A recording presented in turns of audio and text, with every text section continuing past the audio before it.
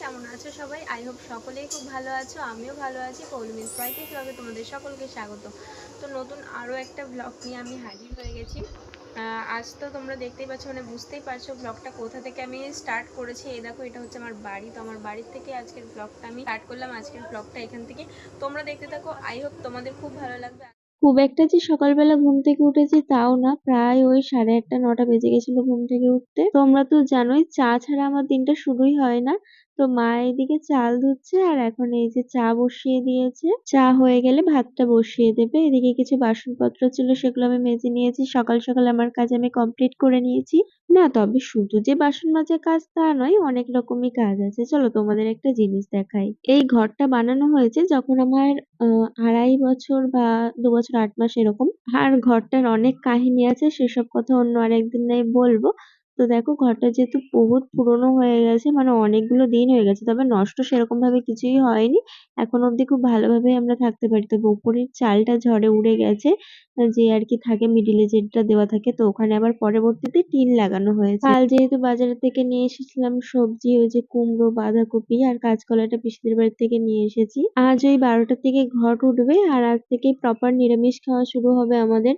তো মা সকাল সকাল ঘর দুটোতে গোবর দিয়ে নিচ্ছে। আর এই যে দেখো আমাদের মিনি গ্যাস সিলিন্ডার, তবে সেটাতে এখন হচ্ছে না কারণ গ্যাস তো পাওয়া যাচ্ছে না।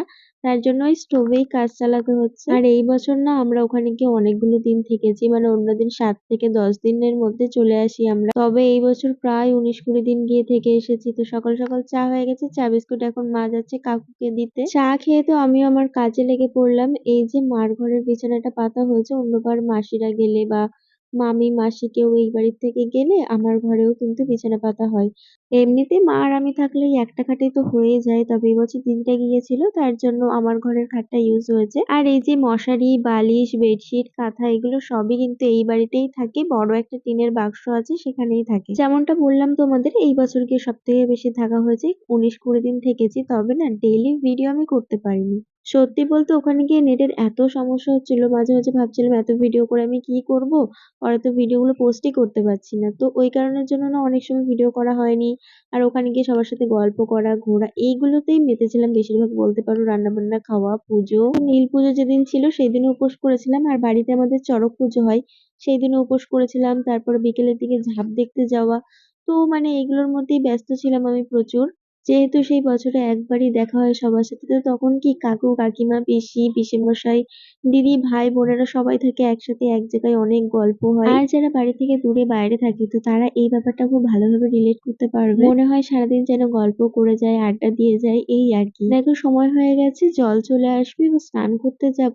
আর ওই যে সকালে যে বাসনগুলো মেজে রেখেছিলাম সেগুলোই এই খাটের ওপর রেখে দিয়েছি, এখনো সেভাবে গোছানো হয়নি।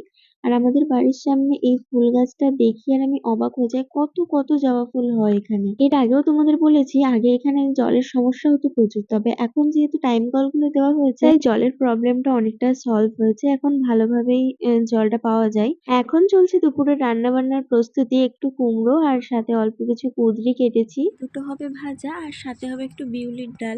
মা এদিকে রান্না বান্না করুক, আমি ততক্ষণে স্নানটা করে আসি। স্নান টান কমপ্লিট হয়ে গেছে। মা আর আমি দুজনেই এখন খেতে বসবো। দেখছো, এটা হচ্ছে পাকা ঘর, কি সুন্দর রং করা। তো চলো তোমাদের দেখাই কি কি রান্না হয়েছে আজকে। তো যেহেতু নিরামিষ চলছে, এখানে দেখো হয়েছে ভাত, কুঁদরি ভাজা, এখানে আছে কুমড়ো ভাজা, পাঁপড় ভাজা, আর এটা বিউলির ডাল। আর এই যে আছে বোতলের জল। বোতলের জল না, জলটা ফ্রি।